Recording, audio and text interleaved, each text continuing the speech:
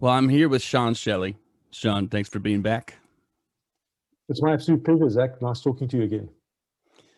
We spoke last time about, well, who knows? We got into whatever territory we got into, but I feel like you're a person I could invite on 100 times and we wouldn't run out of things to talk about. Recently, well, actually, let me start this way. If you don't mind, just so that this can stand alone for people who haven't seen the last one or heard the last interview that we did, will you tell people a little bit about your background and what you do and what you're interested in? Sure. So I live in Cape Town, South Africa, and I work in Cape Town, eThekwini, which used to be Durban, and the city of Tshwane, which is Pretoria, and then some international work as well, but that's been curtailed recently, obviously, with COVID. My background is a little bit of psychology. I tried to study medicine for a couple of years, didn't succeed at that. Did a little bit of psychology, then did a postgrad in addictions, mental health, and I started South Africa's first non-abstinence-based center for people who use drugs way back when, probably about 15 years ago now, close to 15 years ago. And that came out of my own experience with drug use, my 10-year embedded ethnographic study into the drug underworld in Cape Town, which could be good stead, I thought, to go into the field. And then I found that, a lot of my presumptions were wrong. I've done a number of things. I work with an organization called HIV Care, who are a large HIV and TB organization, been around since 1929, obviously not with the HIV, but with the TB. They're quite a big organization, 1,800 employees, and I do the drug policy side of them using an OSF grant, which is very generous. And then I'm with the University of Pretoria Department of Family Medicine, where we developed a community-oriented substance use program. And I do work for various other organizations and sit on a number of boards and do a lot of lecturing and teaching and that kind of thing. So yeah, that's me. And I'm at essence what most people would call a harm reductionist. And I think I'm a very specialized generalist. I try to see things from multiple perspectives and enjoy the work because it's challenging, it's difficult, and you've really got to be critical in your thinking. Do you find yourself changing your views often and noticing that your views are changing? Or have you come to a place where you have a mission and you're following it? I hope I'll never come to a place where I'm rigid in my views. I love that Walt Whitman quote, which says, I contradict myself, so what? I'm large, I contain multitudes, or something like that. And I think that I'm always willing to change my position. That willingness is increasing as I get older. I'm becoming less adamant. I think that's a lot to do with being secure in who you are and your thoughts. But there's some things which some people will think I'm quite arrogant or dogmatic about, and those are the things I've thought about very deeply. Now, I'll still change my view if you bring me the right data, if you bring me some level of proof that your way might be better thinking than my way, or more helpful, because it's not even about being right. It's about what can help change the world the most, what can help bring things about. And well, that's also challenging because it becomes quite tempting at times to be coercive in that, which isn't helpful. But I want to know what's going to help people live a better life and find meaning in unavoidable suffering. And one thing I've been curious about since we've connected, since the last time we talked, is, and I might have asked this before, but do you have a concept of addiction? I mean, I know that some people talk about addiction and say, so Peel and I would and have said, addiction is an experience. It's a phenomenon. It's just not what everyone is, not what everyone says when they use the term. Some people say you got to get rid of that word and just describe the phenomenon. And so I'm curious to know what your take is on that. Well, we touched on it last time, but we didn't go in any depth into it. I only use the word addiction when as long as people understand that I'm not just talking about drugs when I'm talking about addiction. Because addiction is a natural state of being. It's if you are capable of being in a relationship, you're capable of an addiction. Sure. And for me, an addiction is it's not necessarily a useful term because it comes with an archaeology or a history behind it. And you've got to really dig through those layers to find out what people are really meaning about it. And I think Bruce Alexander does quite a good job when he does his addiction superscript 1 to 4 in the book Globalization of Addiction, yep. A Study in the Poverty of Spirit, which is a really dense book. You could probably set that as a sort of first, second, third year study for students. You know, it's a fantastically dense book, and everything is backed up with data, like too much in some cases. You know, it just becomes overwhelming. But it's really been very useful in my journey, along with work from people like Stanton as well. You know, Stanton was at the forefront of challenging this emerging disease model in the 80s and 90s, I think it was.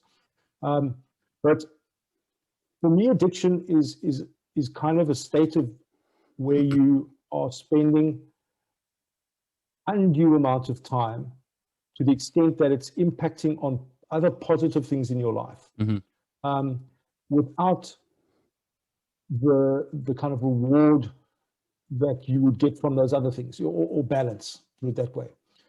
But then that becomes problematic because some people don't have anything in their life to look forward to except for their drug use. There's nothing else in their life that's meaningful. But the drug use takes on undue meaning. So when there are alternatives and people don't go there, but often that's not to do with the drug. You know, we're so focused on the individual and the drug, we forget about the context. And context is pretty much, you know, for me, really, really important. It's pretty much the thing that if you could change the context, most people would not have what we call an addiction. Yep, totally agree. And if we just relaxed about the term addiction and relaxed about using drugs, we would find most people wouldn't get to that stage of what we call an addiction, because addiction brings with it a sense of shame, a sense of guilt. It's essentially a state of mind, not a state of physiology. And that's where the disease model gets this really wrong, because they're talking about the physiological changes that happen in the brain, for example, neurobiological changes.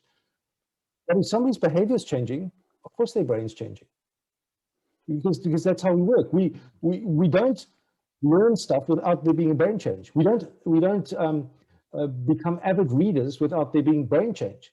We don't become mountaineers without brain change, because that's how we work. We kind of an enmeshed system, very complex system of brain and body and mind as well. You know, so those are. It's like the drug set and setting is replicated, and Mark Lewis and I often talk about these kind of fractals that you've got of things repeating themselves, and addiction really is nothing more than a relationship that is potentially inappropriate.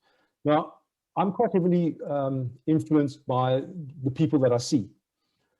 Obviously, we all are. You know, it's if you took somebody and they only saw people who were in hospital after getting the flu, and most of them had pneumonia and died, they would tell you the flu is an absolutely deadly disease. So some people who only see people who've really developed problematic drug use in their terms, they would think that maybe everybody ends up like this, but that's not the fact. You know, we've got to look at the population studies. You've got to have a representative sample to compare with. You know, and so for me, I'm cautious with the word addiction, and in particular when you call it drug addiction, because that's just defining one aspect of this thing that we all have. And I think last time I told you about the intervention I do where I ask people, you know, what does it take to keep up a drug dependence? And it takes a lot of effort. Addiction is not the easy way, you know. And when I see people, I always ask them, I say, why do you keep using drugs if you think it's causing so many problems in your life? What is the payoff? No, because I'm addicted. It's a very easy cop-out. But really, you're saying it's effort channeled in a way that detracts from overall life balance. Yeah, exactly. It takes away from the fact that you're on. You know, I always tell people, I love the term people who use drugs, because you can just put a full stop after people. You know, because these are people. And when we understand that from an evolutionary process and from a day-to-day living process, we are constantly making economic decisions we look for the reward, and then we automate those actions so that we can use our brain power for other things. So yes, of course, you're going to lose some executive control over your drug use when it becomes habituated, just like you are with learning to, I don't know, play tennis or something like that. You don't have to think about each shot. You know, when you ask a musician, explain to me the theory that you're using. Oh, they can't tell you. You know, the theory is there in an emergency when you've got a problem. You don't think about it all the time, and that happens with so many things in life. But we conceptualize, you know, the habituated use of drugs as something so much more, because we can't understand how the person can do that. But there's a payoff, and when we can find the payoff, we start finding what the real problem is. And often I've worked with people who say, oh, well, I'm here because of my cocaine use. And you say, okay, what's the problem with it? Nothing, I love it. I said, so why are you here? Well, because a family member doesn't like it, or they think that I'm going to go like this way. And often when somebody gets caught using drugs, that is the beginning of the self-fulfilling prophecy of shame, stigma, loss of jobs, all of that kind of thing. So for me, my conceptualization of addiction, it used to be, I used to have a nice soundbite which says, addiction is a relationship with any behavior or substance that has undue salience compared with other relationships. Yeah. I think that's sort of right, but it's also about meaning. You can't be reductionistic in this. It's about so many things.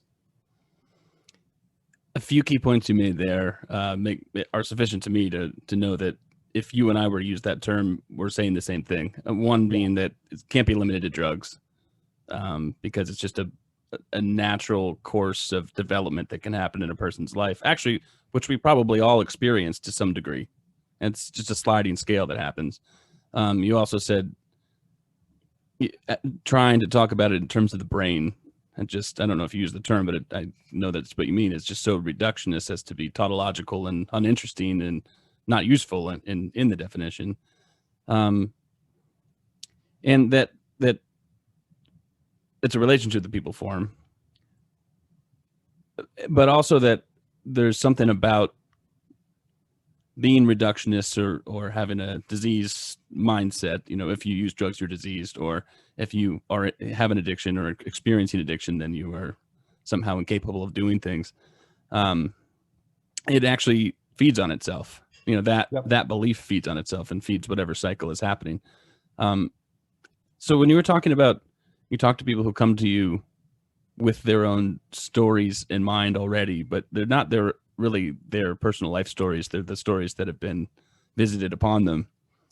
Do you find, let's say in the example you said, somebody is seeing you or seeking help because they have a family member who wants them to seek help. I'll tell you personally, this happens to me a lot, and I often find that the body of the work that we're doing is really being in negotiation with that significant other who's worried about them, more than talking about their drug use. As you say, it's if you can find an attractive alternative in life, something that's you can focus on, and that focus actually expands life and is self-propelling, then that is much more interesting than not doing a drug or not doing the involvement in the first place. So I guess my question is, do you find that people come for help with one thing, the thing that they believe that they're supposed to seek help with, and really are starting to focus on a whole other slew of ventures in life? Of course. I had somebody ask me the other day, they said to me, you know, there's somebody that's got some issues with drugs and that, and who do we send them to? And I say, send them to a psychologist who doesn't necessarily know a lot about drugs. Just send them to somebody who's compassionate and who will listen to them. Because I find that often when people sit down in front of somebody who's trained in the field of addictions, or worse still, calls themselves an addictionologist, they've got a preset series of stories that they've constructed, and they cannot see beyond those stories in everybody's life. You know? And that happens across the field. You know, geboorte, everybody's trauma, full trauma. You know, and that's despite the fact that he has this very beautiful paragraph towards the end of his book, where he talks about being truly present with the person. And people don't care whether he's got a PhD or whatever, he must be present. And I'm sure that in those circumstances at the right time, you know, he doesn't consciously go, oh, I'm going to impart my trauma onto this person. But underneath, that's what's happening, because he's done it so many times, and most of the people in Vancouver that he's talking to are highly traumatized people. But you can't be that reductionistic. I'm just picking that as an example. I'm not knocking him too much, because I think his book's really good and interesting. But I don't think we can reduce everything to trauma. And in the same way, we can't reduce to the drug, but we can't exclude the drug's pharmacology either. These things are very complex and they interact with each other, you know. But when somebody is trained in the field of addictions in the traditional sense, they will sit down and the person will say, I'm using drugs, you know, X amount of times, and they've got a little chart and they go, okay, this is where you're going. And they will draw the Jellinek curve or whatever it is, you know, and oh, you're in this phase and you're going to go to that phase. And they believe fully that this person is on a downward spiral and there's no other alternative. That's, you know, that loss of autonomy and all those kind of things. And that's just rubbish. It's absolute rubbish. Most people aren't going to develop a problem with drugs, but as soon as you tell them they're going to, then we start finding those problems emerging. And I think it's very unhelpful to pre-script somebody's outcomes. We talked about that last time as well, you know. Sorry, I've gone off on a diatribe. Your original question was, yeah. I wanted to know if you could think of examples.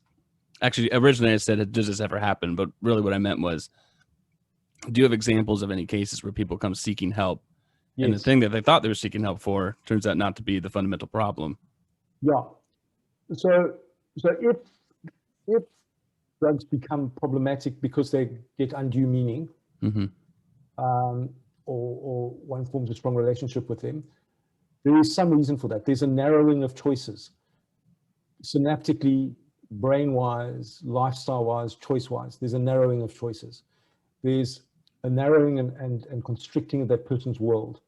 So in the one piece I wrote for Mark Lewis's blog, where I said, you know, people get offended by that somebody can sit and inject through an abscess.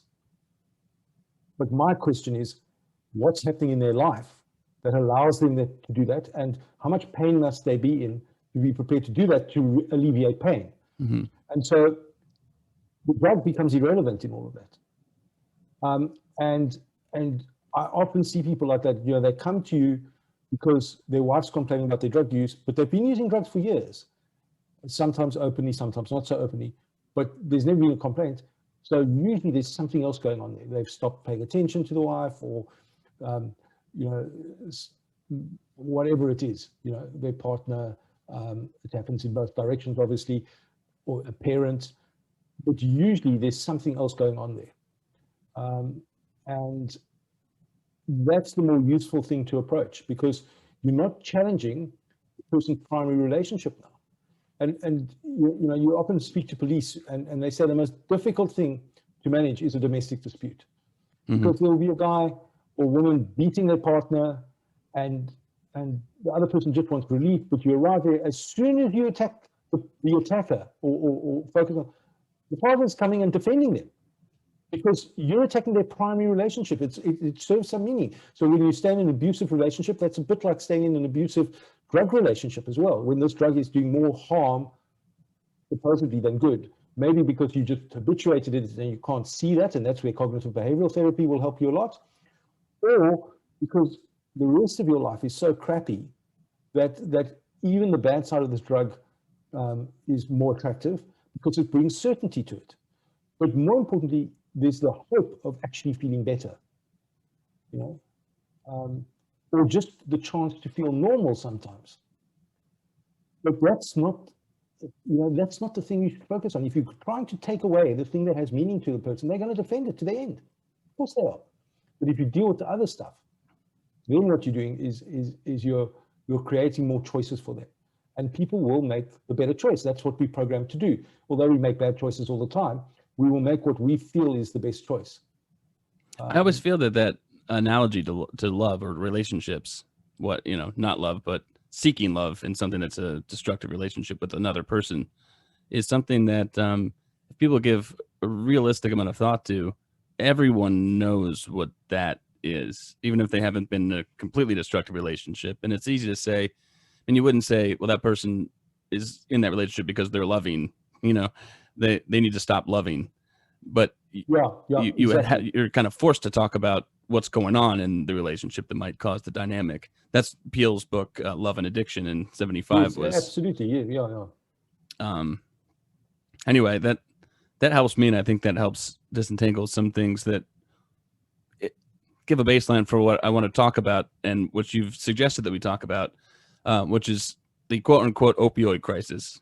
I've written about this and talked about this, and no doubt we're going to be on the same page, but you're very articulate, and I think that you'll help me weave through this, because you talked about fractals earlier, and there's so many layers to this thing. There's just so much to the story that has been spun about what opioids are and what a crisis is and what it means that we as a country or a world are in a crisis, that I'm not totally sure where to start, and maybe you can help me out.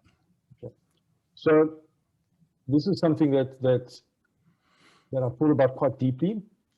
I know people that have died in this so-called crisis. People who we've lost who should never have been lost to drugs. And so it's personal as well.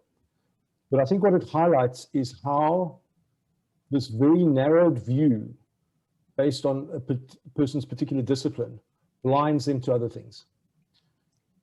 And when they have a theory in mind that they believe is right, they look at other pieces of information and disregard them. That's a natural human thing to do. So to me, with something as complex as this, you need to put all those pieces on the table. You say, there was a lot of marketing of drugs going on. There was an increase in prescribing. There was a new narrative that came out. There were different types of drugs. There was an economic crisis. There was a sense of hopelessness amongst the middle class, which hadn't been there before. All of these things, you've got to lay them all on the table. And then you've got to try and build a picture out of that, rather than saying, oh, I work in a clinic and I see these people coming in and they're pill seeking and blah, blah, blah, blah, blah. Mm-hmm. So what if somebody's pill seeking? The question is, why? What's lying behind that?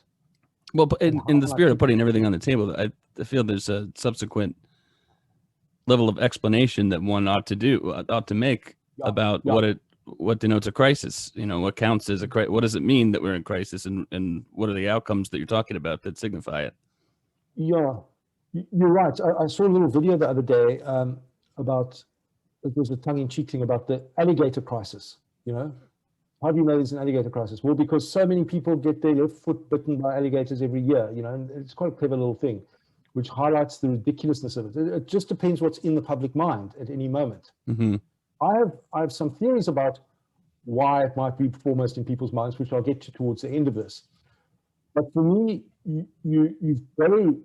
so that's another factor in this whole thing. And you can't go and say, well, I want this truth and I reject that truth. You've got to say, because it contradicts me, you've got to say, what makes sense that puts those two things together? So like with addiction, there's a person who obviously does not want to die, when you speak to them. But at the same time, they're doing something that could put them at the risk of death any moment.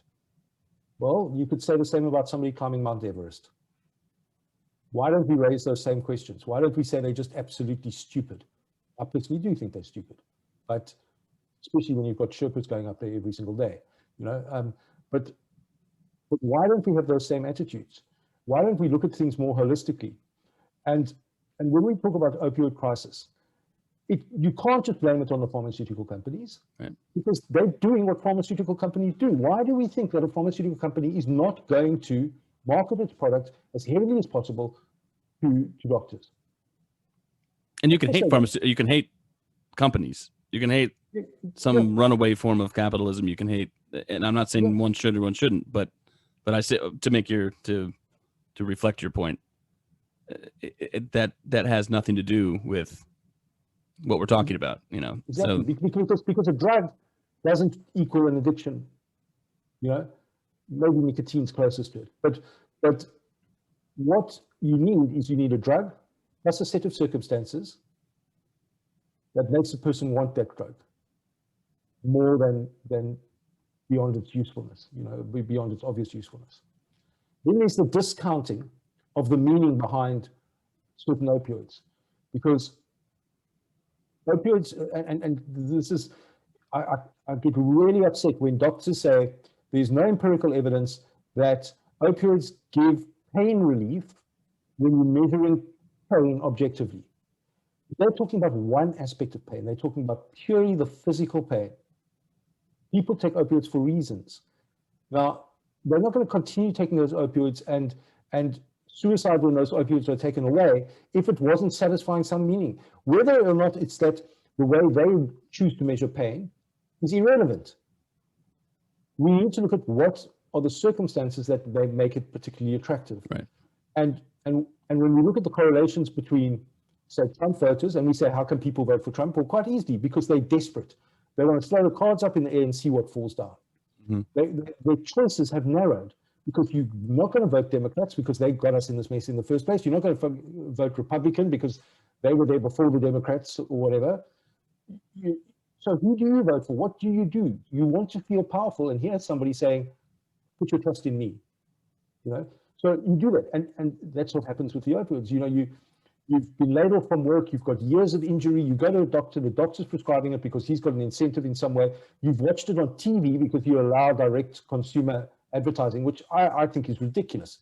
It's absolutely ridiculous. And I'm talking any drug, alcohol, the whole lot. You shouldn't be able to market that as a lifestyle choice to people. You know, I think that you know, that aspirational kind of advertising for things like alcohol, cigarettes, to a lesser degree, some of the other foodstuffs in that as well, I think it's problematic. But when you're talking about pharmaceutical companies encouraging people to get certain drugs, and you know, you've got an advert for opioids, and then the next advert is for anti-opioid constipation, you know, and then you've got Vivitrol straight afterwards. Yeah. I say this is a disaster. Of course it's a disaster. People are influenced by this stuff. So when you've got this perfect storm, you're going to get people who are going to become more attracted to the opioids. Now that's normal, that's life, you know, and it will swings and roundabouts. But when you start telling people, oh, you're going to take an opioid and you're going to become addicted to it, that's 0.26%, which was what the Cochrane Review found originally. That's the number of people that would develop an ongoing dependency after long-term cancer pain treatment on opioids. That figure, I guarantee you, has gone up in the United States, because people now, you know, before when Granny went to get the diamorphine or the opioid or whatever it was, the morphine, she didn't know that she was going to get addicted. She came out of it. She felt a bit lousy for a couple of days, although maybe they downtrated a little bit fast, but she had a flu-like symptoms. But she went on with her life. Now she knows you're going to become addicted to this with a lifelong disease of the brain that's going to need treatment for the rest of your life. And this narrative comes through. Then, of course, the CDC, in their brilliant wisdom, decide we're going to stop the prescribing. Well, it's way too late. The horse is out the stable. You've now got the people who are physically dependent, even if they're not addicted, and people who need pain medication. You take that away from them, they're going to go and seek it out. You've now got all these extra pills in the market, which drug sellers have now sort of bought in and exchanged and that. So you say, I'm never going to use heroin. You go to your local drug seller because you can't get your oxy from anybody else. He's got some oxys. You take the oxys. Now you've established the relationship with him. And when he runs out of oxys, he's not going to say, I'm terribly sorry, I don't have anything for you. He's going to say, I've got something just like that, and you onto this unregulated diamorphine, heroin. You know? And so there are subtle changes. And then on top of that, your interventions for when people want help are punitive, non-evidence-based. There is not one single opioid prescribing program in the United States that is evidence-based because your regulations prevent it. You know, they are all high threshold, they're all punitive, they do drug testing, and all of that is shown not to work. So you know, I know Stanton sometimes says, he says, well, the states that have got the most levels of substitution treatment, they've got highest death rates. Well, because there are more people there doing it, but I also believe that that there's no evidence-based program. So these programs are wishy-washy. They expect people to go there every single day. You know, you can't take it across state lines. They are designed to disrupt people's lives. But we allow people to go home with paracetamol, paraffin, parabellums, you know, and no care. But methadone, oh my goodness, you can't go back home with methadone. Yeah. And actually, there's a possible lesson there because methadone is quite dangerous to opioid naive people, more dangerous than heroin is actually. But we've solved the narrative that people should be on methadone, which is a crap drug to feel good on. It's not like lying in the arms of your mother and love at the same time. You know, no wonder people don't like it because, you know, but we've got such a thing about it. It would certainly help to have better access to it. But really, we should have diamorphine for people who want it. You know, why not? If you want to solve this opioid crisis, in inverted commas, imagine this with Budweiser beer, and you've got methanol in it. It's going to have a totally different trajectory. Like when the Adderall was found on the, you know, to be contaminated years ago, we had the anthrax. How quickly did they trace that back through chemical DNA to a particular place? Why is that not happening here? Because nobody gives a damn. People, heroin junkies can just die as far as they're concerned. And I use that word with respect as somebody who's been called a junkie many times in my life. But, there's so much on the table there. But as you say, it's good to do. It's good to get it on there so that we can make an attempt at weaving through it.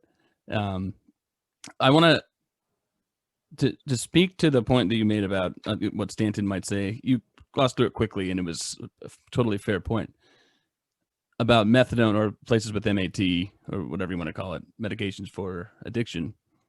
Well, why is it that there's more and more of that, and there are more and more deaths?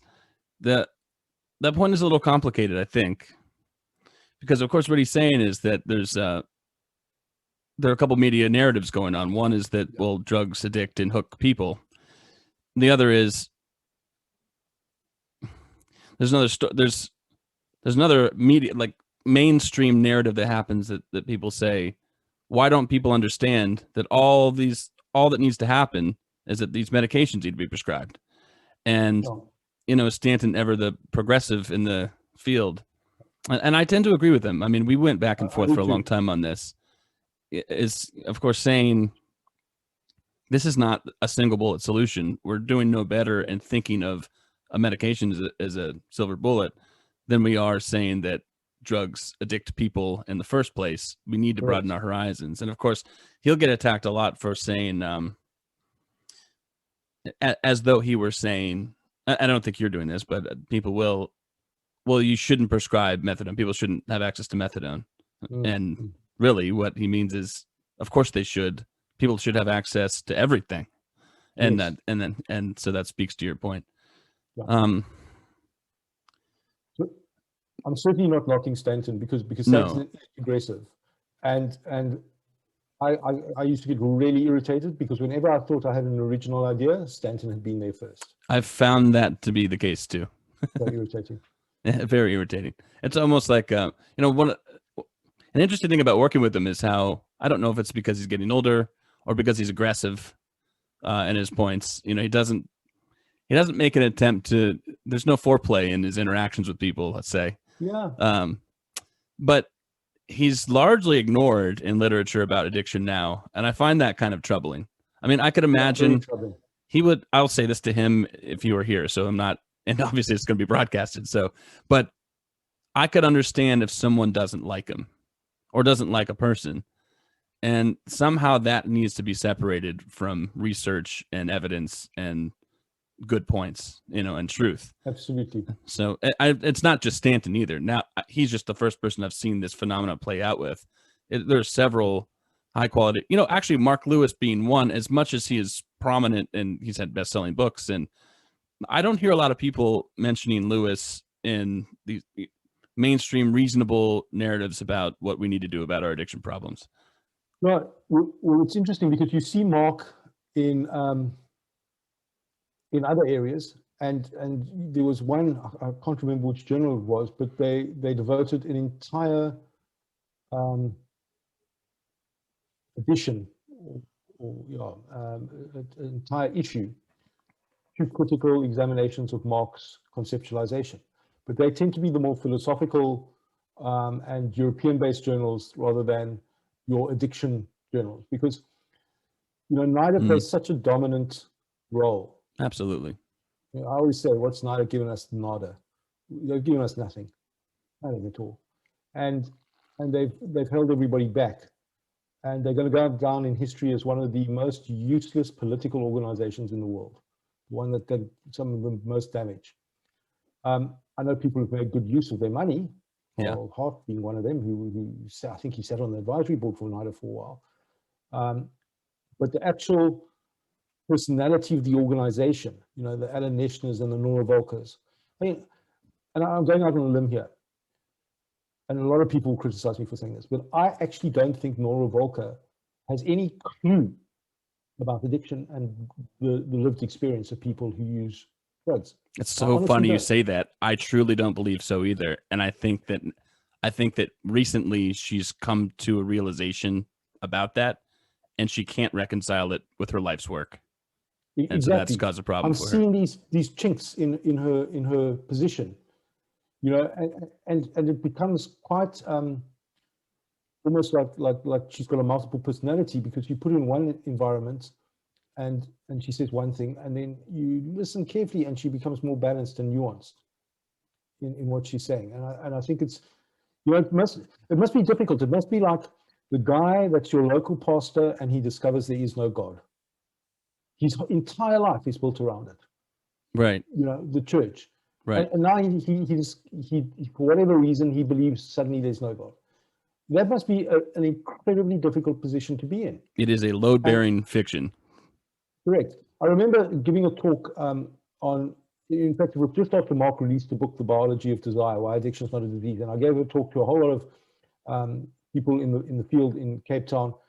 And the one guy who's like the father of the sort of residential rehab in South Africa, very nice guy. He said, "Are you telling me that my entire life's work has been a waste of time?" And that's not what I'm saying to you. I'm saying that probably you should have thought more critically about this. Some people do need space away, especially if they're well motivated and they just need the gap to get people off their back in that. And that can help them catalyze their thoughts and concretize their new way of thinking. But for the majority of people, residential rehab is no better than spontaneous natural remission rates, as you know.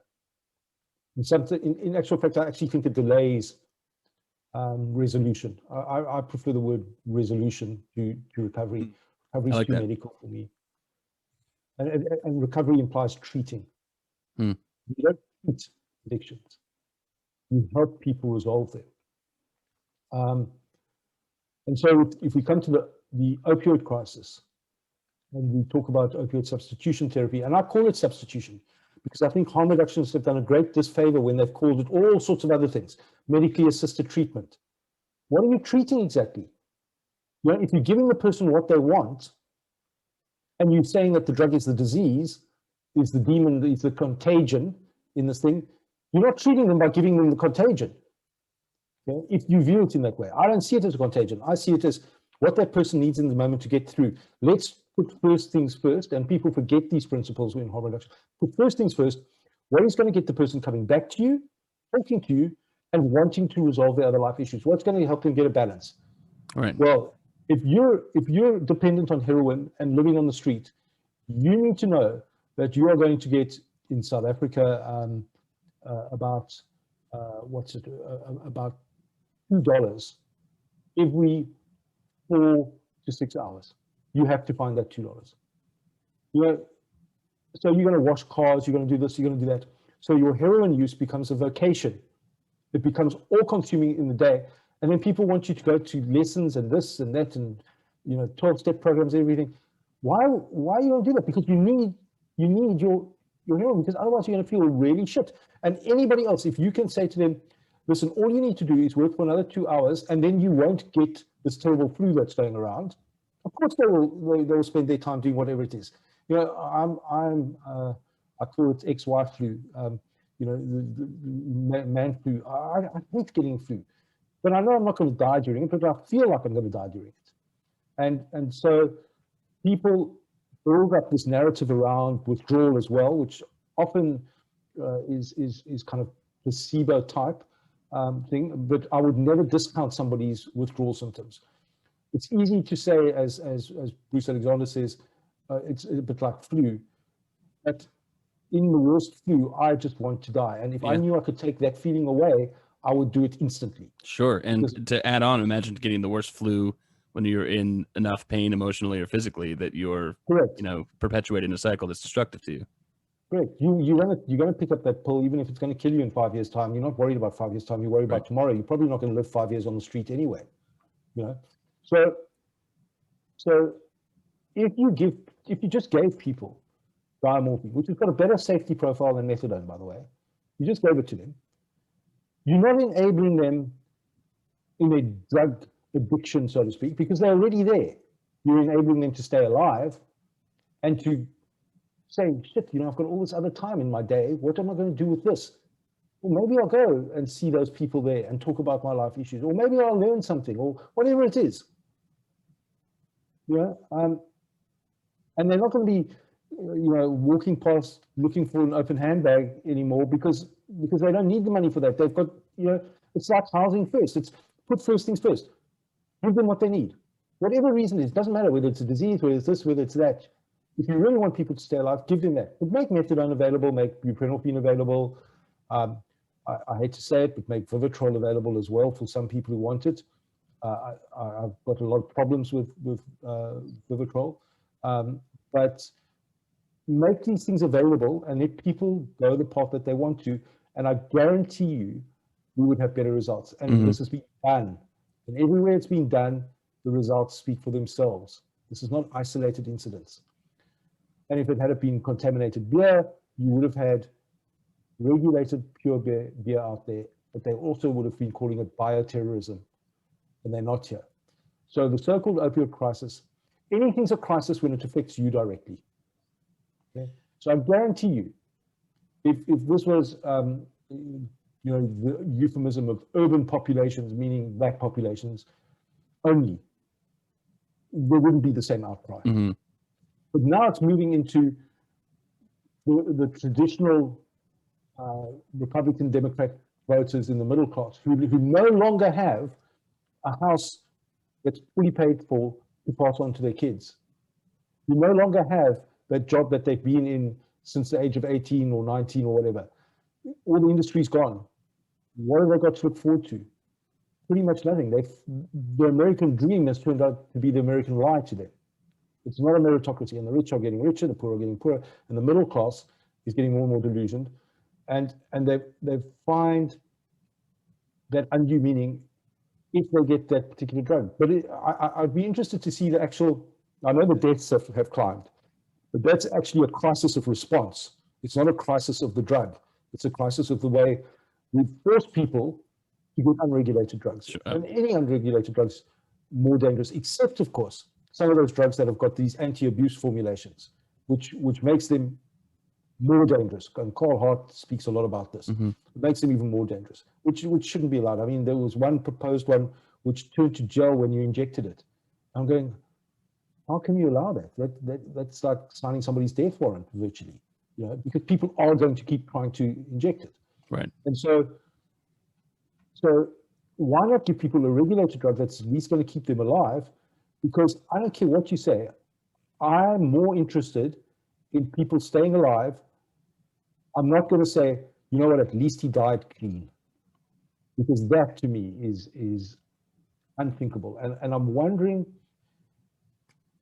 if there's any conscious effort at any stage to say, we don't care whether these people die. I completely agree. I asked the same question. I've asked Carl that question, point blank. And, it's tough to know what's in the mind or heart of somebody else, but after telling me all the stories about what's behind the curtain, people who say, hey, Carl, great job on this presentation or this research. And I like what you say about how addiction's not a disease. And I like what you say about, this drug not being so much different than this drug, and there shouldn't be exceptionalism around one or the other. But just don't tell anyone I told you that. And so I had to ask him, is there any foul play? And he doesn't know, but you can only, this is, of course, there's laziness, but I've got a theory. An ideology allows you to be able to villainize things and people and do something that gives harmful effects. You don't have to blame yourself for it. So to some respect, if you've drunk the Kool-Aid, it's hard to know now if that person is, you have to hold people responsible for their actions, but it's hard to know whether that person is seeking out or really just not caring if somebody died, or it really has the mindset for it. As you said, we talk about an opioid crisis, and that makes the opioid itself the enemy, this archetypal demon, which demonizes people. I mean, it crawls in the skin and brains of people and just takes them over. And so why wouldn't you want to? Okay, another story is that we have some drugs that are ameliorative. So they're good. Those are good. The policies being created around if somebody has Suboxone, there's no criminal charge for it because that's medicine and that's healing.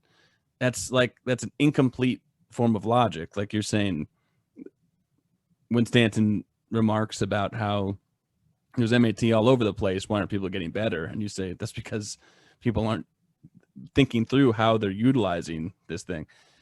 We have a pill mill style for Suboxone in the States, and I don't know how it works in South Africa, which, you're helping someone stay alive, perhaps. So you're giving them at least an inexact form in a lot of cases of what they're seeking, but at least it gets the job done to not make them feel like shit. Maybe in some cases it's what people are seeking. Who knows? And for methadone or Suboxone, in some cases, you have this medical model that you can access the drug, but now you're locked into a series of medical obligations and have a record. And so I don't know. I watch and hear good people espouse these harmful views as the death count rises. And I just can't seem to. Well, of course, the whole thing isn't about drugs. It's about money and opportunity. Yeah, sure. That's what it's about. And so my theory is that somebody's worked out, consciously or subconsciously, you can charge patients more than you can charge prisoners. Mm. And so the lifelong disease model plays into everybody's hands because it's a long-term source of profit. But it's exactly the same as the criminal justice approach, because you're basically saying this person has no choice, but it's their brain to blame, not the drug anymore, because that argument's falling by the side. It's their brain to blame. They need other people to make choices for them. They need to go away from the community, which is the last thing that they actually need. You need to put them in this place and hold them there till they're better, so they stop offending or whatever it is, and then put them into the world with a label on them, with the stigma on them, and expect them to do well again without addressing any of the real causative issues. Right. And so those are exactly the same. And those are just another repetition of the narrative of the demon drug. Mm-hmm. The demon comes into you, you need a priest to exorcise you, or we're going to put you away, and then we're going to punish you until you come right, or we're going to execute you. And it's exactly the same. And so my kind of idea is at some level, this medical model serves the purpose of ongoing imperial ideas and enforcing it. So in the United States, if you have the medical model, you're building up a medical industrial industry as opposed to the prison industrial industry. You've now got a captive, quite literally a captive audience who are going to come along and they're going to go into treatment, and they're going to have to pay for the privilege of getting nothing. But in terms of foreign policy, in South Africa at the moment, we've got, there used to be that ATTC, and that's not funded anymore. I'm reporting into that, and that was part of SAMHSA. But now you've got the ITTC, which is Department of State. The Department of State are currently funding the biggest national treatment group, SANCA, South African National Council of Alcoholism and Addiction. Right? They're funding them. They're also funding the Africa Union Conference. They're funding the Colombo Plan, which is this way of dealing with addiction, evidence-based way, supposedly. But it's an ideological approach. Then you've got, behind that, you've got the ICAD, which is the Coalition of America Anti-Drugs. You've then got behind that, you've got the International Narcotics Law Enforcement Association, all funded by the Department of State, all who are dedicated purely to supply and demand reduction. Okay, supposedly with evidence base.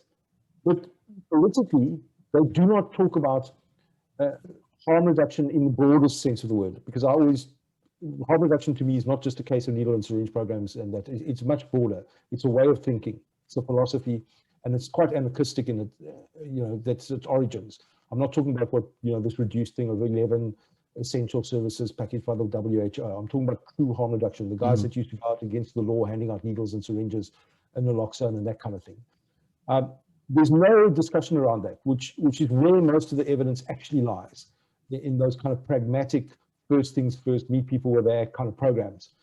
And this is the exportation of American domestic policy into my setting, which really pisses me off, because here I'm sitting with these people where we've got a conference coming up, and I realize I'm probably going to get in a lot of trouble saying this, but I'm saying it anyway, where you've got abstracts that make absolutely no sense. The results are not even cousins of the findings, of the discussion. They're not even cousins. They're not even third cousins. They're unrelated, because the person's coming with a particular perception, and they put it in there. It's like those papers that say moving towards significance. No, it's not significant. End of story.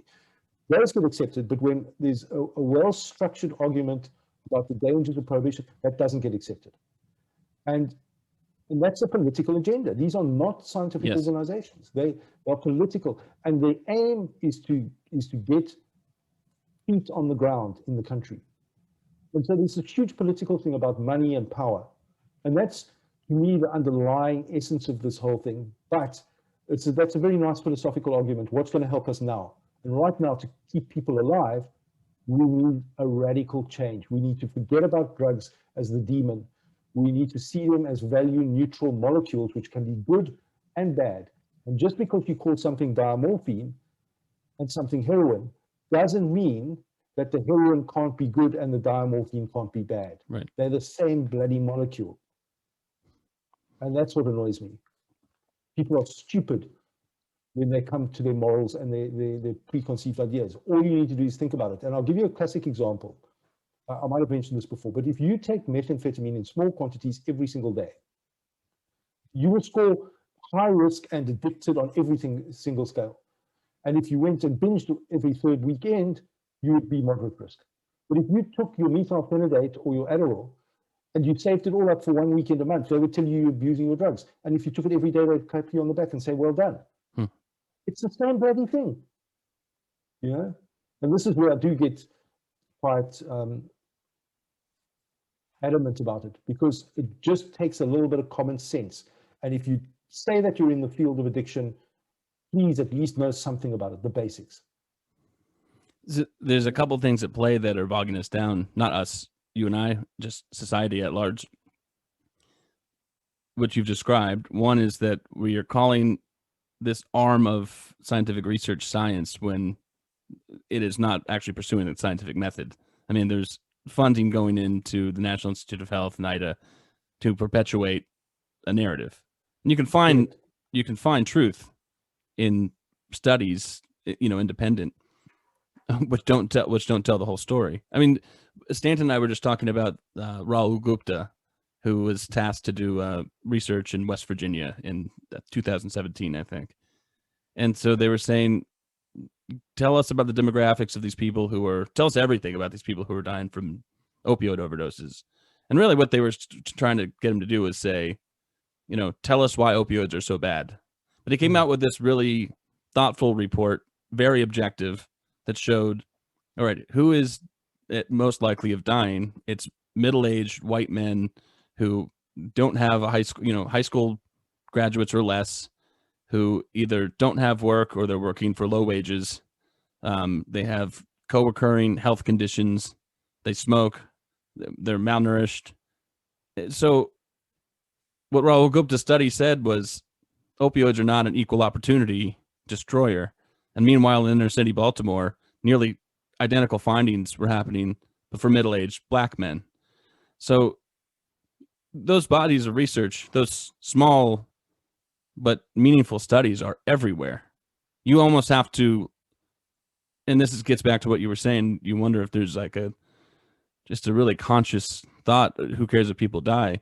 You almost have to really go out of your way to avoid these studies. And so the second part of what I think is happening is just strong rhetoric that has bled into mainstream culture and society. So I don't know anyone who really would make this argument this way, but what you just said about Adderall, methylphenidate being similar or nearly exactly the same structure as methamphetamine, I could think of the kind of person who might be sitting around the dinner table and saying to you in response, no, that can't be, because I've never seen a movie with people's teeth falling out for people who take Adderall. And that's about the extent of people's knowledge about it. That's how deeply they have to think about it. And if they do have a loved one who's engaged in this drug use, if somebody's engaged in a relationship that's destructive for long enough with anything, so that includes any kind of drug, then you can find things about those stories that map on. And so they're easy to believe. And I think we put everything on the table, but now we made a mess of it. And I'm probably not helping with that. But I guess what I'm trying to say is, between critical thinking on one hand and the stories that we tell and tend to believe on the other, we have a real problem. I'm not very clear on, even if I knew, I'm just one person, and I will try like hell to reverse the damage that's done by bad stories and bad science. But I don't know if I can wrap my mind around what would actually get us back on track, or how one would even go about it. I'm guessing you've thought about that, which is why I tried to lay it out there for you. I've thought about it a lot, and I think Carl's got a good thing. He calls people out and he says, speak about your own drug use. Mm-hmm. But I found that even doesn't help sometimes. I remember doing a talk at the Science Forum, and I spoke about my own drug use and dependence and that kind of thing, and I said, and I spoke about it, and then the first question I got from the journalist afterwards: how long have you been in recovery? And I said, look, I'm the chairperson of the South African network of people who use drugs, not the chairperson of the South African network of people who once upon a time used drugs. And they can't get their head around that. When I have the South African Drug Policy Conference, what I do is I make sure that in every single session, because there are these sessions with 4 people speaking, in every single one, there's somebody would classify as a dependent drug user, in that they use not necessarily every day, certainly more than once or twice a week, and the drugs that most people don't like. And I tell people this at the end of the conference, and I say, and it's usually not the person you're thinking about. And most people want to know who it is, but then they eventually just get over it and realize suddenly that actually they can't tell the difference between a drug user and a non-drug user. The times that you can are when the person's maybe taken an unregulated drug and not known what the dose is, because then, like anybody else, like the person who drinks too much alcohol, or you give somebody something and tell them it's not alcohol, they might go over their limit. They're living on the street, which takes a huge toll on a person's body. They're not getting enough sleep, which can be because of the drug, but sleep deprivation is the real thing, and the teeth has got a lot to do with that as well, because if your life is lived in 48 or 72 or even longer spells of being up, you brush your teeth twice a day. When you're on the street, you don't have a toothbrush, you maybe not every day. But now when your day is 72 hours long, there's a lot of time for your mouth to dry out and that. And so those are the issues. It's when you look at people using Adderall who are in good environments, their teeth aren't getting infected to the same way.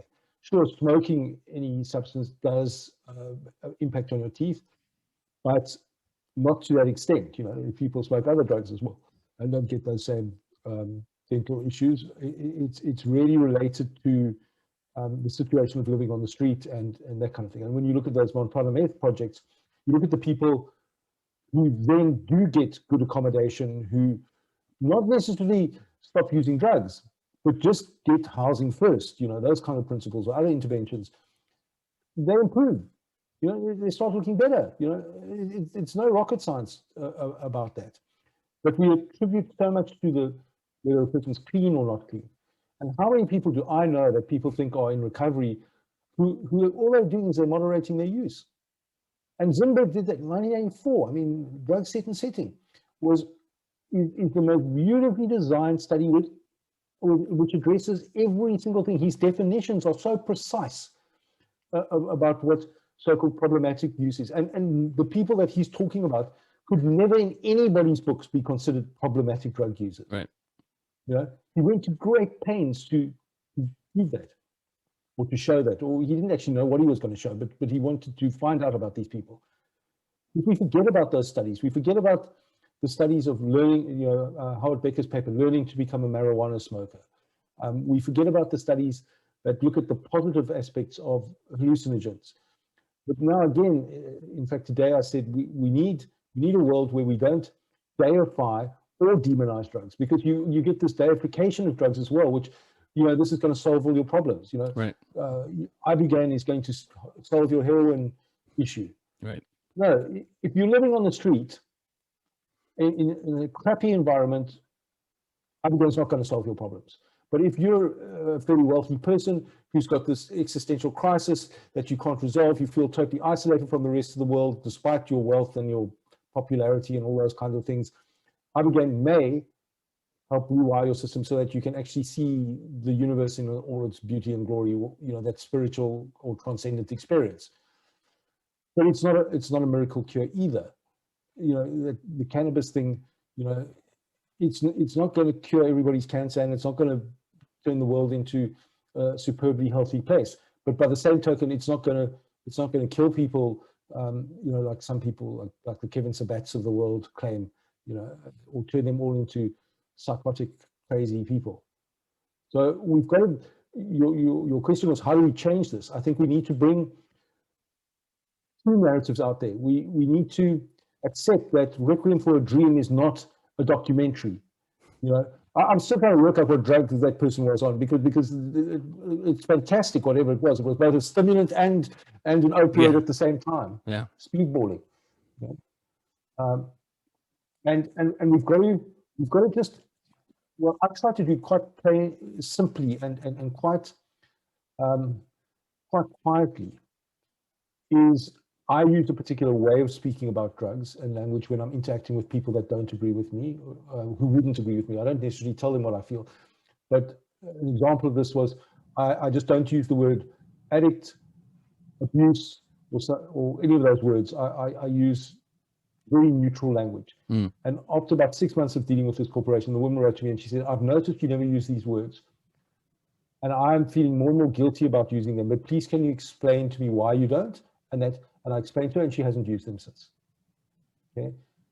When somebody talks about a useless person on the street who's using this drug, and it's the drugs that have taken them there, I presented stories of people who use drugs because they're on the streets.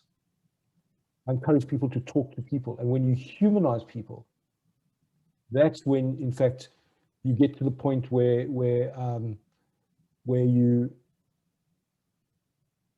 you've got a chance of convincing people that maybe they're wrong. And you don't have to convince them, actually. I was presenting at the AIDS conference, and the guy next to me made a brilliant statement. He said, I never try and tell somebody that they're wrong.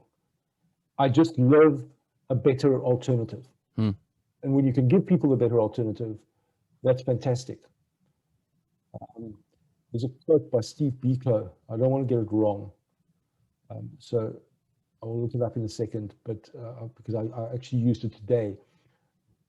Well, let me tell you what I think it is. It basically says, he says, I hope that one day, no, let me not mess with this. I'll pull it up here in a second.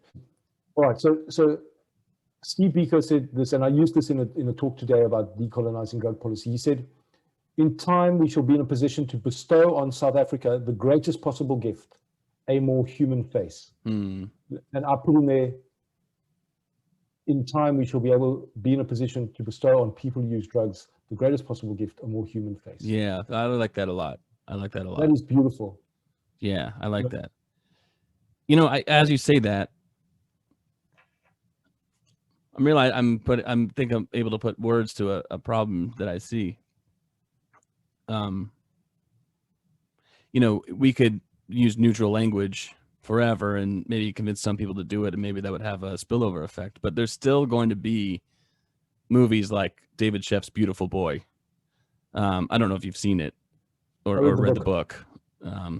But I've seen it and read the book. I even wrote a article about it, reviewing it. And I love David Sheff as a person, and he follows me on Twitter. I think he listens to the podcast. So David, I'm not criticizing anything he's done. The thing is, he's got this story and just piggybacking off of the stories that we've all heard about drugs being demons and they take over your brain, and it talks about his son, and that's so emotionally salient. And for a lot of people who watch it, he has his finger on a real phenomenon. Like, who is this guy that grew up and I think I gave him everything he needed, and somehow he's off on his own now, and has this really destructive lifestyle going on. So throwing my hands up, I don't know what to do about it. And it gives people this sense of, it lets them not feel so guilty as parents, but it also stymies their ability to think about what might be going on in that person's life. But anyway, nobody wants that. There was a bestseller and a movie that a lot of people watched, and nobody wants to watch the movie or read the book unless it's beautifully written about the guy who did drugs for a while and it was really difficult, and then he kind of just got better by realizing that he had more attractive alternatives, and he got a job and got married. That's a stupid book. That's a dumb movie.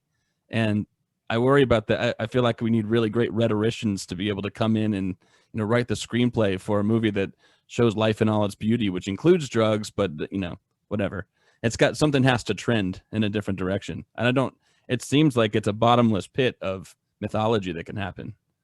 Absolutely. Sorry for my pessimistic view. No, but you're right. And when we've got this useless UNODC that put drugs and crime together, and UNODC is really interesting because I've never met such a useless organization with so many good people in it, because they really are. They are some of the people who are the most progressive, good people I've met come from there and work there. Most of them eventually get sick of it, but because it's like beating your head against a wall, which is what I managed to do today, by the way. My head against an open window. Oh my God.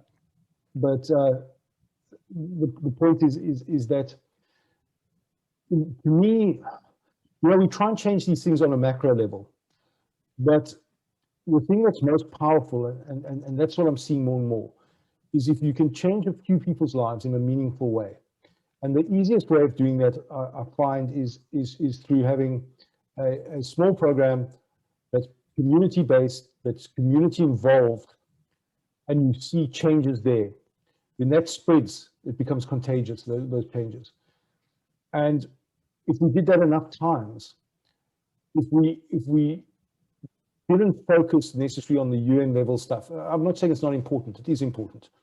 But if we put a lot of effort into getting those narratives out there, that every time you had a demon drug narrative, you countered that with an alternative narrative. And in South Africa, we had a thing called the Treatment Action Campaign. And what they did absolutely brilliantly was they had a team of writers. And every single time that there was a false piece of information about ARVs or HIV and AIDS in the press, they would respond with a positive story. They wouldn't necessarily directly contradict it. They would just say, we noticed you published this, we'd like to tell you this. And they did a really good job of that. And that's the kind of thing we need to do, because so what I do with the South African Drug Policy Conference is I bring 50% of the audience are already converts. You know, they're people who are thinking actively about drug policy. The small percentage are opposition to it totally.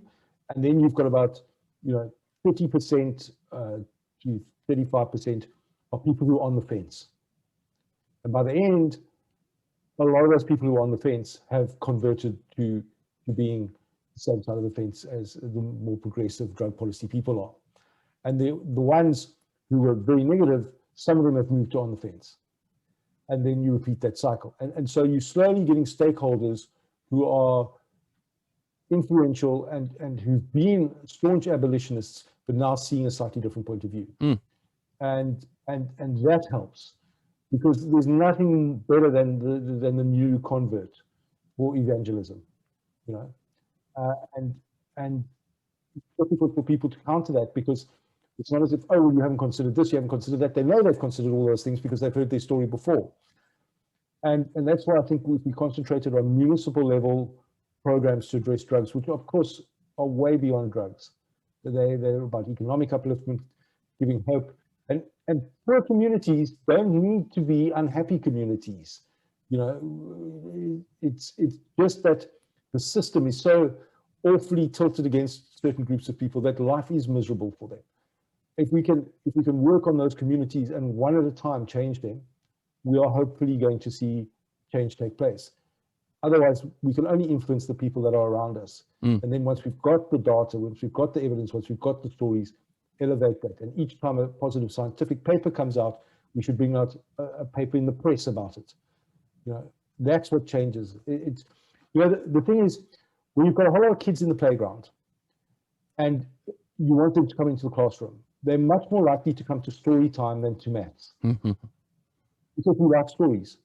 Because even if they made up stories, but what we should be doing as responsible people is giving the story, but have the math behind it, have the data behind it. Because all the data will sway people who are motivated by the logic, by their brain. But people always fall for the heart. It's relational again. We are much more likely to follow our heart than our brain, even if it's going to have bad results. And that's what's happened. The sort of abolitionists have got into people's hearts. They've given a scapegoat, and we all need a scapegoat. You know? And so my big worry is when people use drugs on the scapegoat, who's going to be the scapegoat now? Because there has to be one. People don't want to accept responsibility. Yeah, right. So we need to have these stories and these narratives that counter the other narrative. So obviously they create an uncomfortableness we need to disrupt, gently disrupt. I think what you're saying is unavoidably true. And it's why I have a gripe with Gabor Mate. And people want, actually, that's how Stanton and I met, is that we both had a gripe with him, publicly. Him more than I, because I've never actually met Gabor. But I learned about the Portland Hotel Society, and gosh, I forget the woman's name. Can you help me out? Do you remember who I'm talking about? I don't, but I know what you're talking about. But you know what I mean.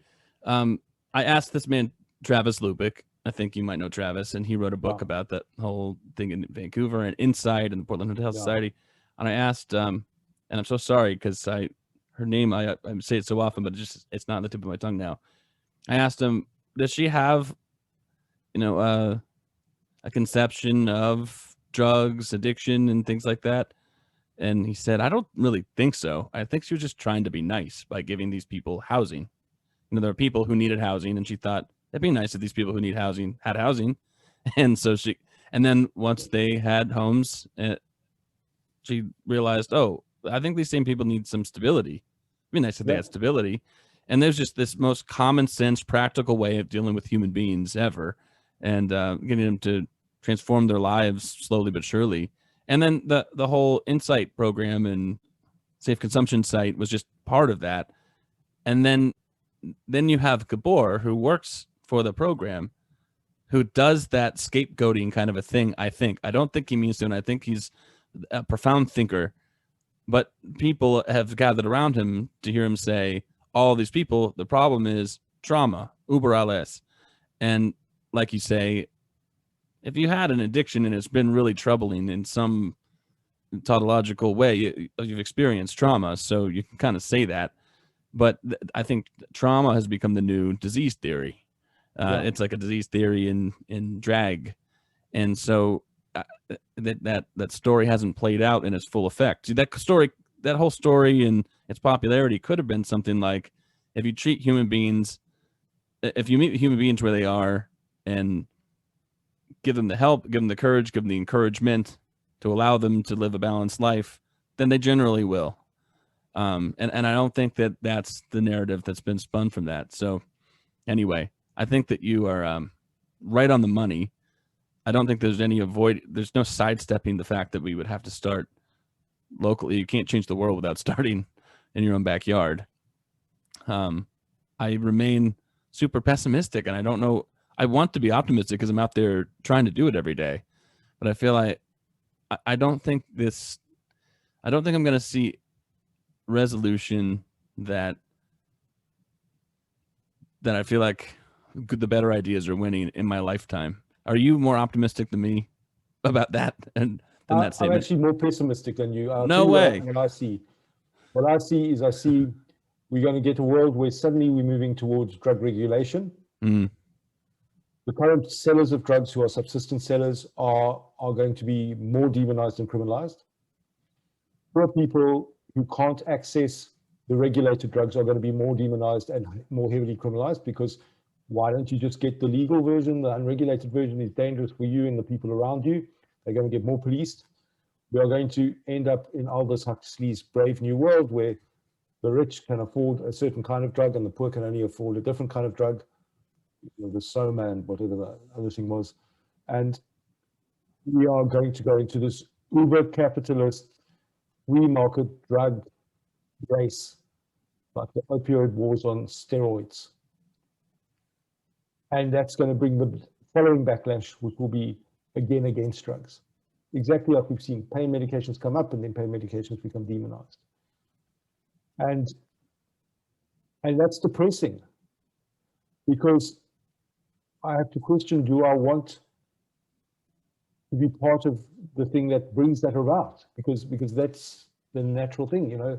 So I'm really cautious about legal regulation, because legal regulation needs to include the illicit economies that are funding economically desolate communities. Right. The source, right. Yeah, exactly. The guy growing in South Africa, in the rural areas, who's been eating out an existence for years and years and years, growing cannabis, and has had to endure police helicopters spraying glyphosate across him and his family and his cows and all these other plants, killing everything, and then still having to go back and plant again, and all of that, and getting very little money for it, but eking out an existence. How much more is that going to be policed when you've got Big Tobacco Green going somewhere, and they've now got permission to act against people who are subsistence growers? It's going to be a disaster. So I'm reluctant to talk about legal regulation without talking about those issues. How are we going to take legal regulation out of the hands of addictionologists and highly specialized psychiatrists? So really, we only want to have methadone in the hands of psychiatrists. Right. You know? And psychiatry is a lost thing. You know, you get some great psychiatrists, but psychiatry was at its best before we got this notion that Freud was totally wrong. I'm not saying whether he was right or wrong, but when we thought that somehow the subconscious had nothing to do with who we are as people, you know, where it was just about medication and became totally reductionistic. You know, you want that combination of psychologist, deep thinker, philosopher who can prescribe. You know, that's who I want there. But we've come to a stage where there's so much knowledge that needs to be learned. You can only prescribe this, you can only do that, you can only do that. We don't have the generalist specialists anymore. People who see the world as what it is. And that's depressing for me. And we need to find ways of addressing this. And the only way I can stay sane in all of this is a couple of things. I say to myself, the only responsibility I have is to create a space where people are, the majority of the time, able to make conscious, well-informed decisions about the where, when, how, and if to use drugs. So that's on an individual level, because that takes away that whole sense of failure or success. And to me, when somebody says, oh, look at the work I've done with this person, if you're accepting credit for that, you've got to accept credit for the suicides and all the rest. Yeah. As well. Right. But nobody can accept that. Mm-hmm. So actually, all you're doing is creating a space for the person to find resolution. There's a really, sorry, you should go on. That's a stoic thought, idea that I think has become lost, but that I've come to recently. As I put out more content, I get and write books, I'll get mixed between hate and accolades, and I can't take either of them too seriously. Of course, I appreciate accolades and I don't like hate, but I can't, I'm not going to say that my character is based on either of those things. In the same way as clinicians are helpers of other people, you can't, yes, people are very willing to accept that they have helped somebody along or saved their life, and they'll take the credit for it. Who is willing to accept that, if a client or whatever, a person that you're helping has committed suicide, as you say, or has had a drug-related fatality, nobody says it was my fault. And if they do, people are there to console them and convince them, no, that's not your fault. There's nothing you could possibly do about that. So anyway, that was tangential. No, but it's very true. And you said in your one episode, you were talking about working with kids, and how people say, oh, you've done wonderful work with this person, but really you haven't. You've just been there with them. And that to me is really sad, that I see people think that I've done great things when all I've done is not very well be present with that person and give them the space to work things out with their own head. And I can't claim victory in that. Steve Wellnick, one of the founders of motivational interviewing, was absolutely traumatized by somebody who'd been in one of their groups and then killed themselves straight off the group. And that was the basis of why he went to discover motivational interviewing, because he said, what is it that made us so inept that this happened? And at the end of the day, all what we developed with Bill Miller is just a way of having a conversation. Right. Isn't it sad that we need to structure that in such a way? And what Steve's trying to do these days is try and decommissionize it, make it more general. He's doing it in sports now. And for me, on the systemic level, the broader systemic level, is what I need to do is fight for the basic rights that people have, but in a way that's going to bring change in the short term to some people, because that's what's going to catalyze further change. Right. Unless we have a revolution, which I don't think we're going to have a revolution around drugs. But if we can humanize people, if we can present them as human, and one of the campaigns I'd love to do is to put so-called illicit drugs in settings where we use the illicit drugs like alcohol and vice versa. Because nobody wants to go and have a beer in a safe consumption room that's clinical. Nobody. Why would you want to use heroin in that space either? You want to be able to use heroin socially in spaces where it's like a safe consumption room just because you got mates looking out for you. Right. And they don't feel criminalized, and then they don't need Good Samaritan laws because it's not even a question. We've seen in Africa where there wasn't the criminalization of certain drugs, where they were part of the social fabric of society. They weren't a problem until somebody decided they were a problem, and then they became a problem. And so we don't need to go forward to anything. We actually need to go back. Back to the time and the space where drugs were just molecules, which could be good or bad, depending who was using them, in what quantities, in what ways. And hopefully we will get there eventually, but I don't think it will be in my lifetime or my children's lifetime, which is sad, because when it eventually happens, we'll look back at this era and we'll say, how did we allow so many people to die? Yeah. It's just wrong. So you're mentioning that you've gotten yourself in the same thought debacle as I constantly am, where harm reduction efforts are needed, laudable, essential. I mean, what other alternative is there to pursuing harm reduction? And at the same time, it's bad to become complacent with those things. Good Samaritan laws, places, safe injection facilities. That's a progressive move in a lot of ways, and those are life preserving moves. But if people are of the mindset that what we have now plus these things are just all we'll ever need, then that gets us nowhere. And as you say, you have to kind of peel back and stop treating people who use drugs as other, or drugs as some things that play by a different set of rules than every single other thing. So do you ever encounter, I suppose my question there would be, do you ever encounter people who have become, they're progressive enough or thoughtful enough or commonsensical enough to pursue a sort of harm reduction attitude in some dimension, but who are falling for the same faulty logic in every other dimension? And how do you nudge somebody like that along to see things in a broader way? I see that all the time. The term harm reduction has been co-opted by, lots of organizations and people who be a kind of a paternalistic,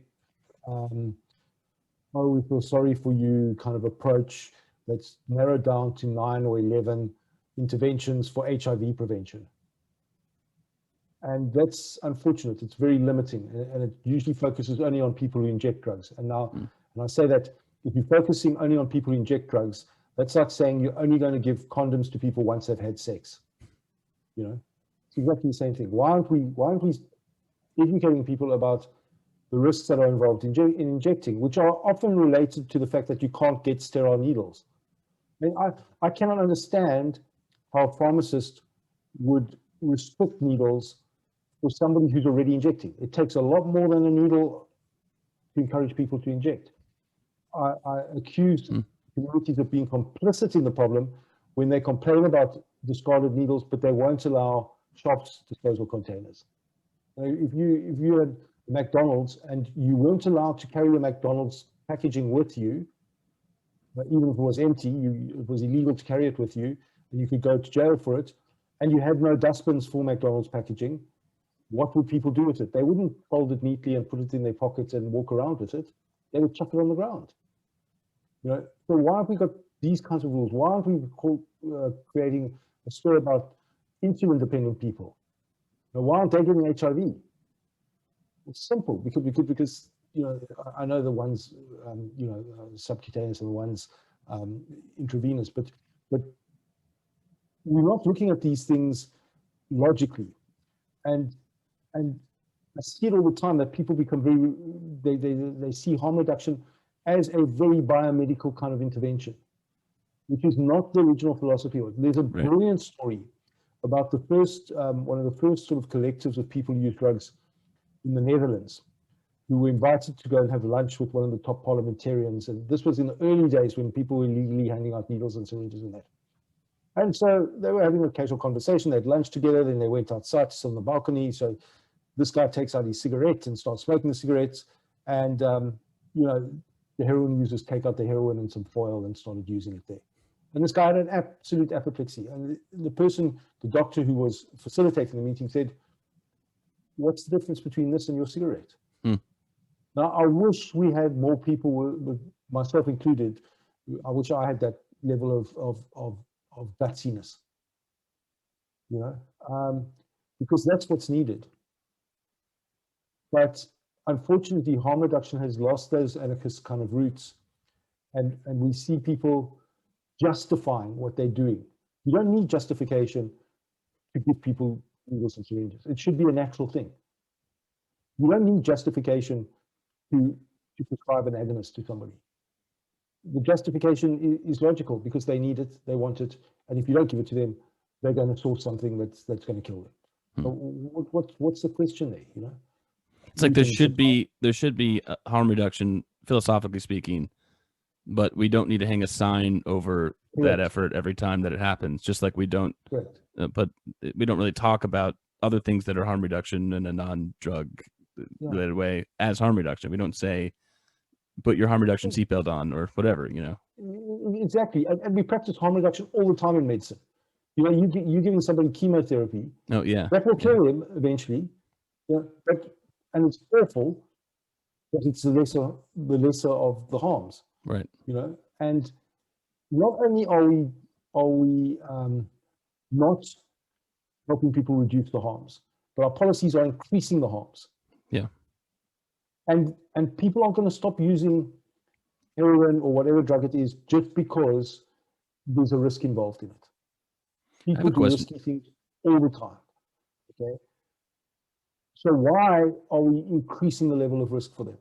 And think about things like the difference between Subutex and Suboxone. I mean, that thing was ridiculous. You know, I don't know anybody that would rather have Suboxone than Subutex. You know, but the whole story about the injecting. I mean, all you get is a lemon taste in your mouth.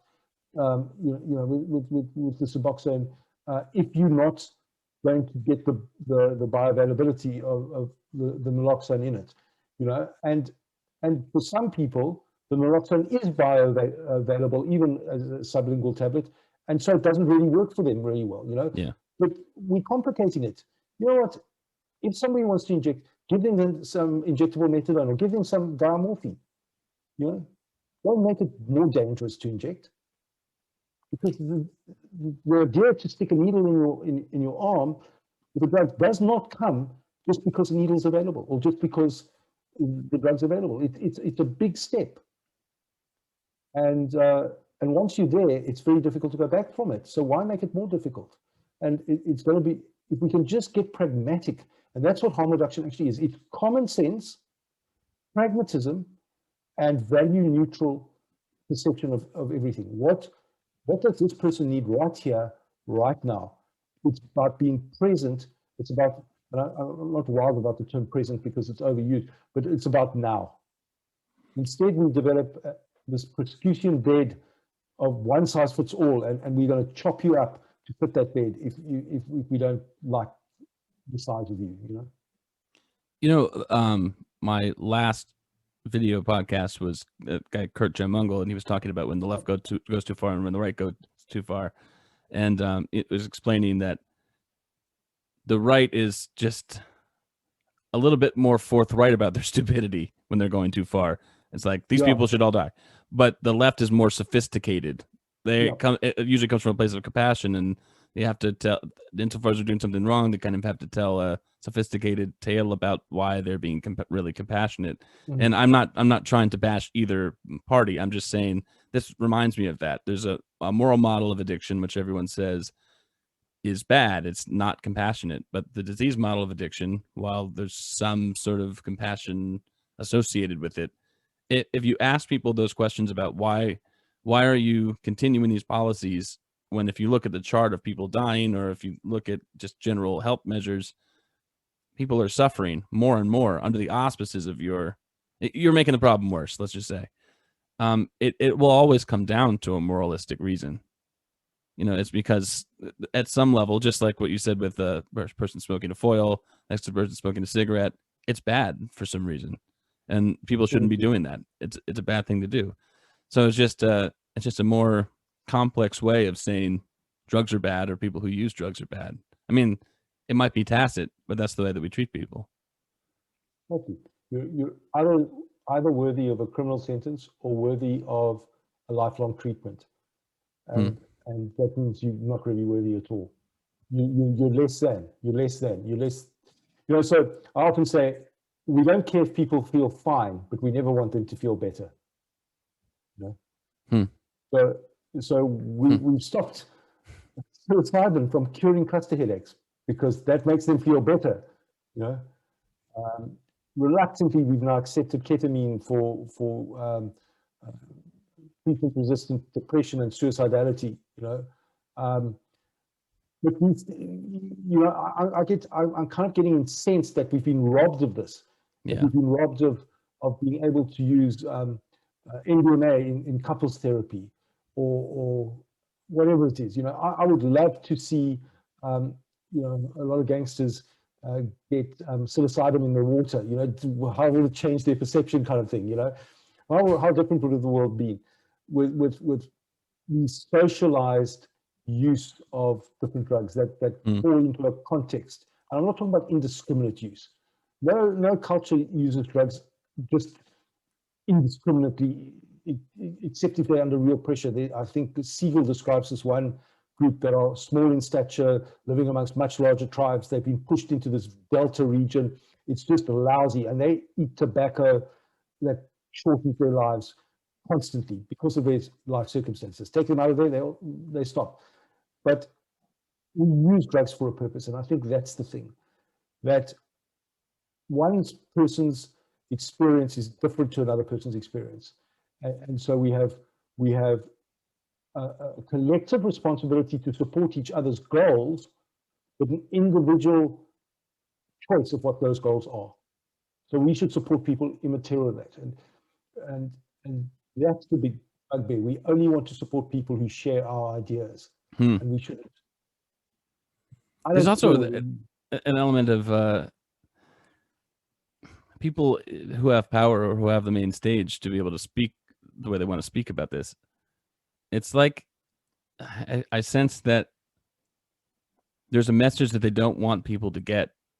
They don't want. I'm trying to piggyback off of what you're saying, that we can't tell people that they'll feel really good or feel a lot better, or that something could be ameliorative in their life if it's a drug, because they can't handle the sequential order consequences that might come with drug use. So we have to tell them that it's not good. And oh no, now people are finding out that it makes them feel good. Let's ban it. And anyway, Mike, I wanted to ask you this real quick. I know I've had you on the hook for a long time. Where do you fall politically? You don't have to answer it, but I'm curious because I'm happy to answer it. Let me. So I don't even have a guess. I mean, I think that you're a compassionate person, so maybe you would fall somewhere on the left at American standards. But I noticed that as a topic that somebody has expertise in and honesty about and talks commonsensically about, the more that those three things are fulfilled, the less I'm able to tell what they might be politically, because it would just it would run the whole gamut. So anyway, yeah, go on, please. So when it comes to things like philosophies and political positions, personally, I feel that it's not really useful to try and categorize that, because that creates a set of constraints that you feel you have to abide by. Right. I think that if I had to choose an alignment, the philosophy of Marxism is probably closest where I'm at, but don't confuse Marxism with Stalinism or communism as such. I think there's a responsibility to have a kind of socialist state in terms of like the UK was, for example. The national health system there was fantastic. It's being dismantled now, but so I'm certainly not a neoliberal free market person at all, because there's a reason it's called trickle down politics. Trickle down economics. It's because the water doesn't rush down, the economic wealth doesn't rush down. You don't create a richer nation by making the richer. Because we don't have limits on how much money we want to have as people, and it literally does just end up being a drip downwards. But at the same time, I'm not a libertarian, because I think that's incompatible with the need to provide a space for people, But I would be hugely in favor of a universal standard income for people. I think it was one of your podcasts as well. We were talking about that. Where it creates space for artists to create without the pressure of having to earn a living. I think Buckmaster, I can't remember his name exactly, but the guy from the Geocitic Dome, and that he spoke about, we should live in a world of patrons where the people that are able to create get given that freedom to create without having to toil away, because we live in a society of many different people. Some people like regimented work. Some people like being administrators You shouldn't force people into places where they aren't, and some people will earn more money than others. And so I think that the wealthy have a responsibility to allow people to do the creative things that make the world a more beautiful place, or to solve some of the world's problems. There's a line in the Van Morrison song which goes, there's a dream where the contents are visible and poetic champions compose. Can you imagine a world where poets didn't have to go through struggle, where you didn't have to do 20 years of a suffering artist before your work is respected, where you could just create, where we could share ideas? That to me is where I'm at. But I don't like labeling it, first of all, because I don't bother to study all of these things deeply. And also because I don't want to position myself as this or that. I don't know what I am. It depends on the circumstances, depends on the individual. Unfortunately, in the United States, you think you've got left and right, but actually you've got right and further right. And when we get the right and the left goes so far that they're actually kissing the butts of the right. It becomes farcical. It becomes like one of those Dr. Seuss books I spoke about last time. It becomes absolutely farcical. I'm a human being. Yes, I've certainly got leftist tendencies. As I say, I'm probably more Marxist than anything else, but even that I'm reluctant to own. I'm not just a humanist, because that also has got limitations. I just want people to be happy, and I've got no resentment about other people's happiness. And if it's not going to kill me, why wouldn't I give people the things that are going to make them feel better? Why would I allow the rich people to be cured of just about everything, to access whatever drugs they want, and the poor people to die penniless and without any sort of hope in the future? That is going to breed revolution eventually. It's in nobody's interest. And if we learn that we have no collective responsibility, but a responsibility towards the collective, I think we'll be in a much better place, because it's not about the individual. We certainly don't live in a meritocracy. It's not only about the individual, it's not only about the group. It's about both of those things and more, simultaneously together in a very uneasy mix. And you said earlier, we've muddied the table. Good. There are no clear definitions. Yeah. The way you get balance is by embracing both sides of the seesaw. You don't sit in the middle and make no commitment. You bring them both in closer to you, or you go out and split yourself into both of them. Right. And there are going to be contradictions. It's going to be dirty. It's going to be difficult, because life is complex. But whatever action you take has an effect on the rest of the world. And it certainly has an effect on your world. And I want to live in a world where I'm less angry with the injustices, but I don't want to lose my sense of drive and caring deeply about these issues. So I can't put myself in any particular place. I just know that there's some things I agree with and some things I don't. And it boils down to what's going to help us live better lives and more meaningful lives. I'm glad you said that so beautifully. I'm very fluid with where I sit politically, because I don't think of myself as a political entity. I think of myself as making decisions as they arise and supporting efforts as I see that they're good faith efforts to make progress and thoughtful. So people think that I'm on the right sometimes. I have to laugh at that, because I could never have thought of myself that way. But I talk a lot about personal responsibility in doing things. Yeah. But at the same time as I talk about personal responsibility, that is not with the assumption that everyone has what they need to take full responsibility for themselves. And so that pins me as a ultra progressive, because I think that resources need to be shared and that people deserve to be helped. And even if they've made decisions that got them in a place, whether in a jam. And I also believe that people need to be free to make their own choices, which makes people think, well, you're just one of those libertarian types. And to an extent I am. So I have found, like you, that labeling that or investing yourself into a tribe is just utterly useless at this point. So anyway, what do you think that we should end this with? I think we're not going to solve the opioid crisis myth today, but we've taken a good stab at it. By the way, I'm hoping that you will join me sometime in the future again, because I could see a whole series coming about this. But how do you think we should put a pin in it for now and leave things. Yeah, it could go off on several tangents, but I think and these discussions really help me catalyze my thoughts as well. Me too. And I think that the take home for me today is that actually we need to see people as fellow human beings who are struggling just as much as everybody else. And we're not immune to that struggle. And that people make decisions based on the choices and alternatives that they can see.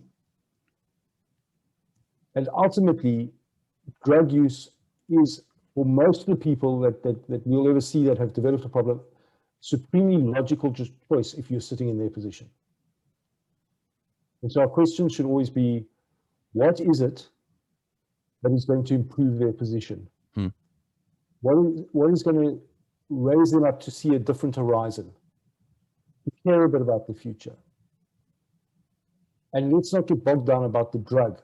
Let's treat the now as now and make that part less lethal. And again, I say what Mark Lewis says. Let's provide a temporary scaffolding for people until they can grow into that vision of future self. But I think even go back a step and give them the hope of a vision of future self. And we can't change the whole world, but we can change lives and outlooks for certain people.